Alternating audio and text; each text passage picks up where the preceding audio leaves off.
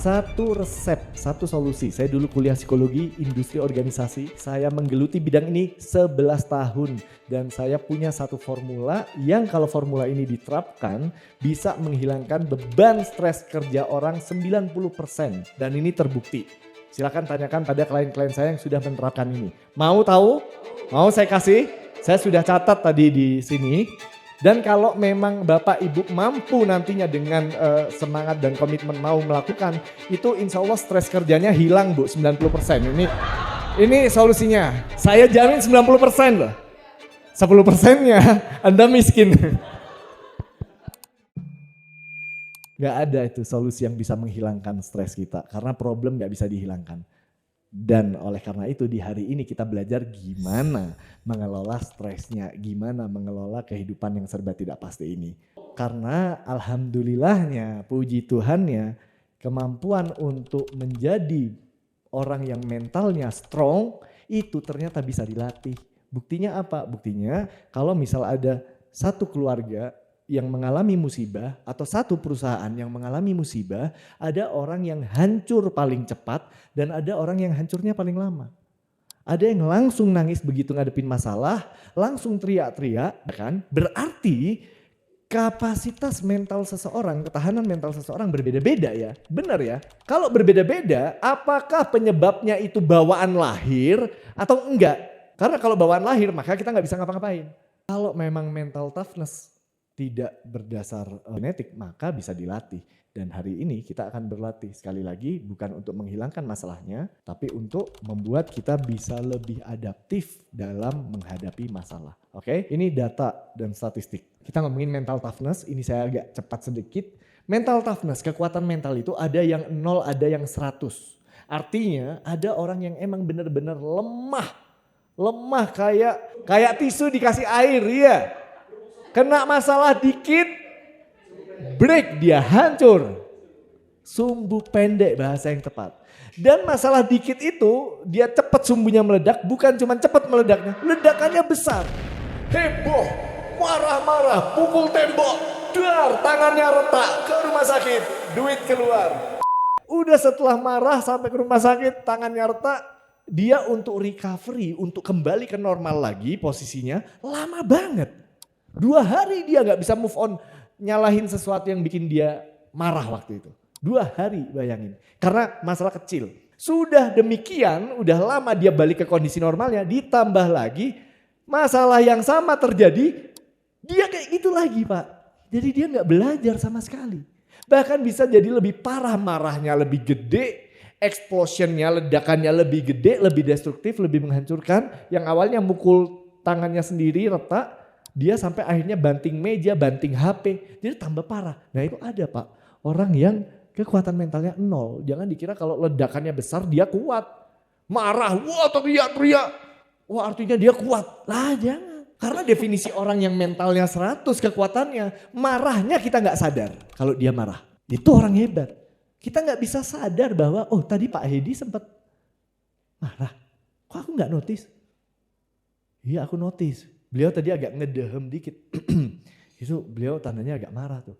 Itu orang kuat Pak. Meledaknya cuman kita kasih tepuk tangan buat Pak Hedi. Sudah gak kelihatan cuman medehem. Abis itu beliau cuman keluar mau ngapain Pak? Cari angin dikit. Nafas di luar, balik lagi dan normal lagi. Itu mental toughness ya, clear ya, spektrum. Ada orang di sini. Ada orang di sini, ada di sini, ada di sini. Mental toughness itu kalau diibaratkan seperti shock breakernya mobil. Besok malam naik jeep ya, itu rasakan ya jeepnya dagduk gini atau nggak terlalu berasa. Kalau jeepnya shock breakernya bagus, maka Bapak Ibu nggak terlalu berasa. Orang yang mentalnya kuat itu kayak shock breaker. Dia bisa menstabilkan diri kita melalui goncangan-goncangan hidup, bukit-bukit kehidupan dan lubang-lubang hidup. Dia mampu menstabilkan diri kita. Itu orang kalau punya mental toughness yang kuat. Seperti apa? Seperti shock breaker ini, pairnya ini. Ini materi hari ini Bu.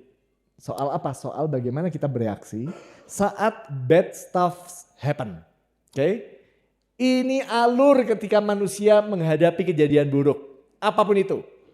Saya jelaskan pelan-pelan ya. Nomor 1. adalah how you normally act. Bagaimana kita berfungsi saat normal, nggak ada masalah. Bapak Ibu yang punya suami pasti tahu kan mana suami kita saat sedang stres dan saat sedang normal. Ya, istri saya tahu banget. Makanya kalau saya stres, biasanya dia ngambilin makan dulu. Kalau saya udah kenyang, tiba-tiba bad mood saya hilang. Udah happy lagi. Karena apa? Karena dia tahu kalau saya lapar, saya lebih cranky. Mudah terusik. Mudah kesel gitu. Begitu kenyang, ketawa-ketawa cengengesan. Nah itu saya. Sama Pak. Itu biasanya dulunya, itu biasanya dari masa kecil Pak, trauma kemiskinan. Kalau miskin stres Pak. Kalau nggak ada duit stres. Ini normal ya, jadi kita tahu kondisi kita saat normal. Nah nomor 2, ketika bad things happen. Oke, boom, something happens. Dimarahin Pak Tono misalnya. Dicuekin Bu Sofi. Ketika kejadian buruk terjadi, nah habis itu kita turun. Turun ini seberapa jauh turunnya itu namanya how much you act out. Seberapa jauh, seberapa besar kita menindaklanjuti atau mengekspresikan stres kita. Bad things happen, ini seberapa jauh nih. Kalau turunnya jauh banget berarti kita kurang tabah. Kalau cuman mendehem seperti Pak Hedi, itu berarti dia turunnya dikit banget. Nah setelah nomor 3, seberapa besar kita bereaksinya, ini ngomongin soal mental toughness ya. Berikutnya adalah nomor 4, seberapa lama sebelum kita kembali stabil. How long before you restabilize. Dari momen sakit hati, dengerin omongan suami yang gak enak, ngambeknya ini loh Bu, berapa lama? Itu paling relate ya, paling gampang ya. Ada yang semalam, besoknya udah lebih tenang. Sayang ini kemarin ngomongnya gak enak, aku itu tersinggung gini. Oh ya, I'm sorry, maaf sayang, aku lupa lagi, aku kelepasan lagi. Tapi butuh semalam. Ada yang butuh 1 jam, ada yang butuh cuma 30 menit, dan ada yang butuh cuma 20 detik. Ketika dengar suami ngomong gak enak, nyelekit, dia ke dapur, pura-pura masak, pura-pura bersih-bersih. Dia nenangin diri, habis itu dia balik lagi. Sayang kalau kesel ngomongnya jangan kayak gitu dong ke aku. Aku salah apa? Oh iya aku gak maksud marah sama kamu. Iya aku sakit hati. Iya ya maaf ya. Bisa menyampaikan, bisa berkomunikasi dengan baik. Stabil. Ada orang yang cepat banget Bu dia kembali stabilnya. Hanya 20 detik, hanya 10 detik. Ada yang cuma cari angin. Setelah itu menurut saya hal yang paling penting. Yaitu setelah dia kembali, apakah dia kembalinya lebih baik dari sebelum dia menghadapi bad things tadi atau lebih buruk. Contohnya, ada orang yang di kantor menghadapi kondisi di mana dia harus berantem sama temennya. Entah dari divisi lain atau dari divisi yang sama. Ada yang sudah stabil, udah menenangkan diri, tapi setelah itu dia jadi nggak mau komunikasi sama orang yang bersangkutan. Dicuekin, kerjaannya dipersulit, disusahin, gak mau dibantu dan sebagainya. Itu artinya Anda mungkin cepat untuk stabil, tapi setelah itu Anda get worse bersikapnya. Dari yang tadinya normalnya di sini, waktu setelah menghadapi masalah turun di sini. Oke. Ada orang yang setelah menghadapi masalah, lalu dia pikir, dia berefleksi, dia belajar. Nanti cara belajarnya gimana Mbak Sita itu yang akan sharing. Tapi dia jadi lebih baik. Nah, berarti ada berapa komponen dalam stres ini Pak? Yang pertama, seberapa lama sampai dia akhirnya terganggu. Ini ada stres kecil-kecil nih. Sampai seberapa lama akhirnya kita muntap. Kalau bahasa Inggrisnya itu snap, lepas kontrol. Ini sabar.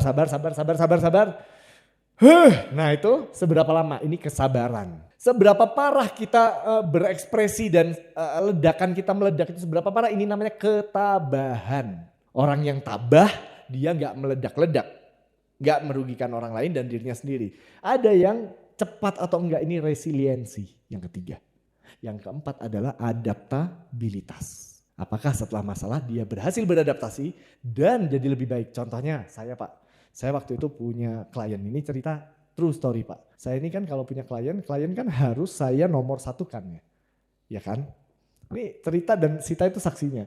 Saya kerja bareng klien saya di ruang meeting bersama direktur utamanya. Tapi saya gagal dalam mengontrol emosi saya, mengontrol gejolak perasaan saya. Karena saya merasa direktur utamanya melakukan sesuatu yang menurut saya salah. Dan saya itu mudah ke-trigger ketika ada orang yang tega menindas orang yang di bawah. Itu saya tuh kayak mudah ke-trigger. I know how rich you are and I know how poor they are. How could you do that? Itu soal memotong insentif yang sudah disepakati bersama, Pak. Sudah disepakati bersama, insentifnya 1,5%. Tiba-tiba waktunya mau pencairan, mereka minta saya untuk memikirkan narasi apa supaya insentifnya dipotong jadi 0,75%. Dan itu besar, Pak. Buat orang-orang yang udah kerja keras mencapai target itu, mereka menanti-nanti dapat 1,5% ini per karyawan divisi tertentu itu. Ada yang dapatnya minimal 8 juta rupiah. Dan itu mereka udah membayangkan 8 juta mau diapakan sama anaknya, sama istrinya. Nangkep maksud saya ya. Dan itu aku ke-trigger banget dan saya snap Bu waktu itu. Snap, saya kelepasan, nada bicara saya lebih tinggi. Tinggi juga. Wah, saya ini vendor loh, konsultan. Nggak elok dong nada bicaranya tinggi. Ini klien, ini bayar saya mahal loh. Setelah kejadian itu dan direkturnya juga panas juga nggak bisa gitu gini Pak Hasan gini. Setelah meeting itu malamnya itu saya ngobrol sama tim saya ngebahas ini dan saya mengakui aku kayaknya salah deh tadi.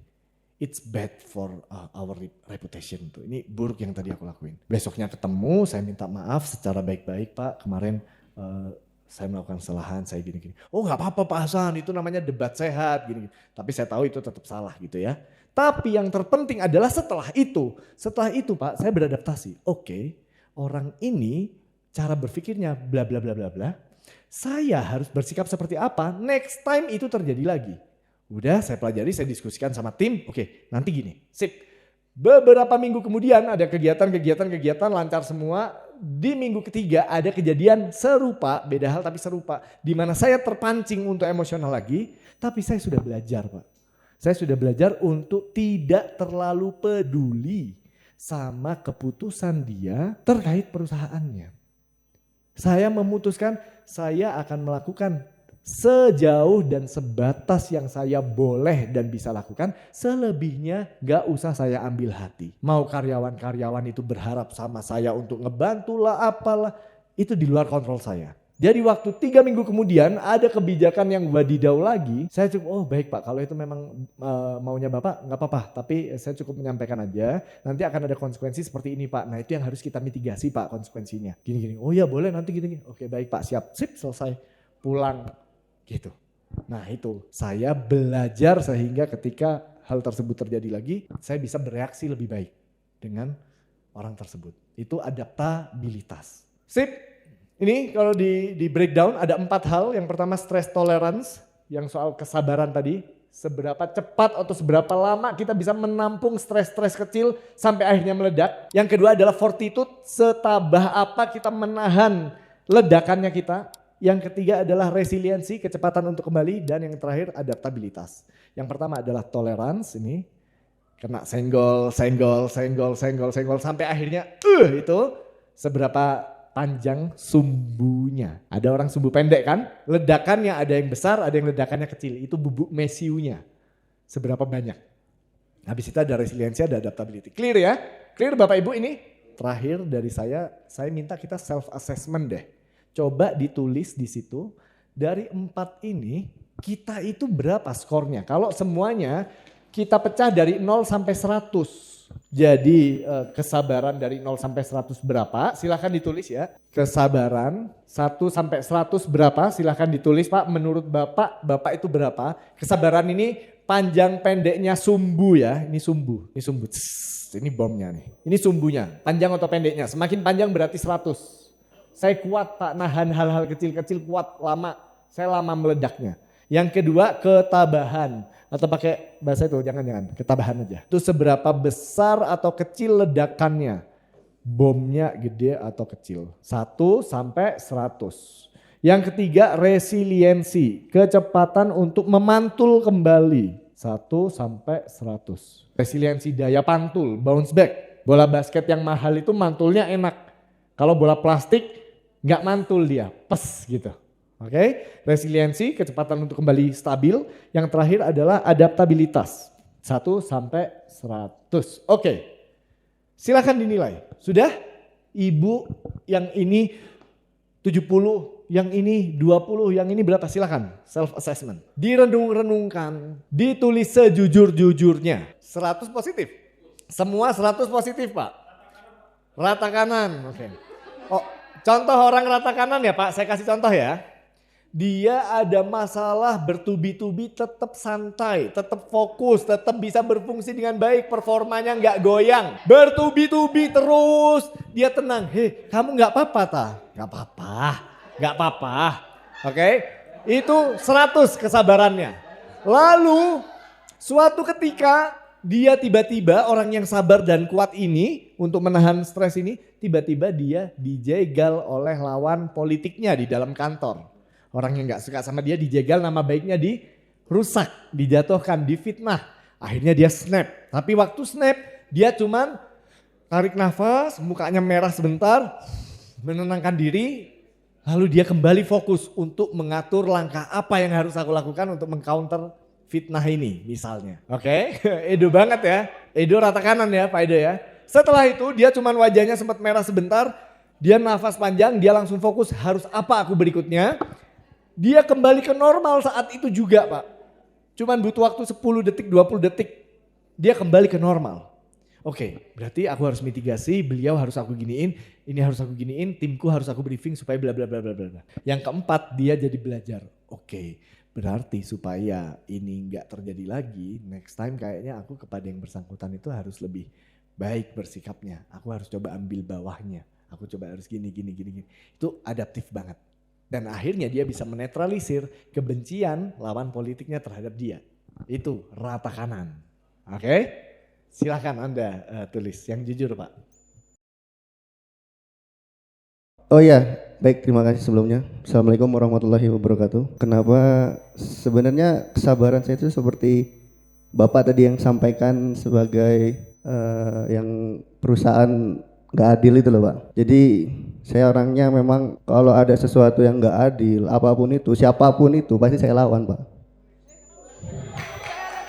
Contoh misal kayak tim kita main futsal itu sampai cedera Pak. Siapapun yang mencederai kan minimal dia minta maaf. Ini dia nggak minta maaf ya pasti saya emosi Pak. Karena ada sesuatu yang dibela. Termasuk pada diri saya kalau memang ada sesuatu yang menurut saya itu bukan saya. Tapi kok dia seperti itu pasti saya akan respon meledak seperti itu. Intinya kalau memang itu ya tidak hilang. Tapi kalau memang atas kesalahan saya ya saya akui, saya minta maaf. Tapi Pak Fajar ngerasa itu masalah nggak? Itu sebuah masalah atau menurut Pak Fajar enggak, aku emang orangnya kayak gini, nggak apa-apa. Ini benar kok. Bapak Ibu tahu hati nurani manusia nggak? Hati nurani manusia itu sebenarnya paling membenci ketidakadilan. Jadi orang yang paling rusak hatinya itu kalau melihat ketidakadilan dia tidak merasa terganggu. Benar loh itu, tolok ukurnya itu hati nurani kita itu. Kalau melihat orang ditindas, kita diem gak ngerasa terganggu ya emang udah begitulah kehidupan, yang kuat akan makan yang lemah. Itu berarti ada yang salah di kita. Mas Fajar adalah salah satu orang yang mudah terganggu sama ketidakadilan dan itu sama kayak saya. Tapi mudah terganggu itu pada sewaktu-waktu akan mengganggu hidup kita. Kalau kita nggak bisa mengontrol atau nggak bisa meregulasi. Karena yang kita cita-citakan untuk mengurangi jumlah ketidakadilan atau menciptakan lebih banyak keadilan itu jadi makin nggak bisa terwujud kalau kita dianggap sama orang lain temperamen. Walaupun kita memperjuangkan yang putih bersih. Tapi kalau orang lain ngelihat cara kita berapi-api itu bisa dijadikan senjata Mas untuk kita ditembak. Ahok itu mati karena apa? Ditembaknya. Lewat karakternya kan, temperamennya, pemarahnya. Seandainya Ahok nggak temperamen seperti itu semakin susah mau nembak beliau. Paham nggak Mas? Jadi apapun yang bisa menjadi celah bagi diri kita itu harus kita sadari dan berusaha kita atasi. Kalau Mas Fajar tadi salah satu cara latihannya meningkatkan self awareness terkait yang ini tadi. Orang-orang seperti saya dan Mas Fajar harus belajar untuk fokus pada circle of control dan memperbesar circle of controlnya pelan-pelan karena kita mendapatkan kepercayaan dari orang lain sebagai orang yang bijak, yang benar, yang lurus dan juga nggak temperamen, akhirnya mendapatkan kesempatan untuk naik jabatan, punya tanggung jawab lebih besar, pengaruh kita lebih besar, sampai kita di level tertentu baru kegusaran kita bisa kita ubah. Paham nggak Pak Fajar maksudnya? Jangan sampai mimpi mulianya Mas Fajar untuk mengurangi hal-hal yang buruk ini, yang menurut Mas Fajar tidak adil dan salah ini, nggak terwujud karena Mas Fajar sudah gagal dulu sebelum punya kontrol. Orang-orang baik di Indonesia itu bukan sedikit, tapi sudah mati duluan sebelum punya kontrol yang kuat. Harapan saya dari ruangan ini akan melahirkan banyak pemimpin di Indonesia yang jujur dan benar-benar berpihak pada kebenaran. Kita kasih tepuk tangan buat kita semua.